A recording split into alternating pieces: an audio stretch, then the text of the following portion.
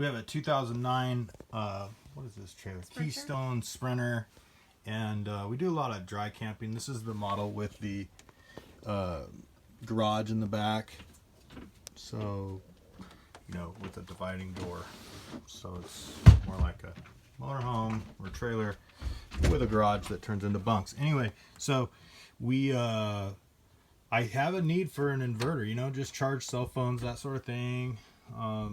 In this case, we've got a 110 ice chest that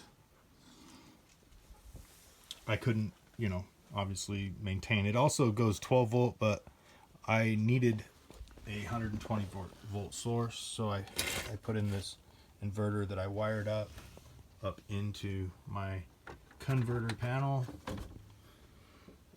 You can see my leads up there to the main lugs, and then I took the on-off switch out and spliced it and extended it, and then I did the brave thing of cutting into this panel with a Dremel so as to be able to access, on-off right there, without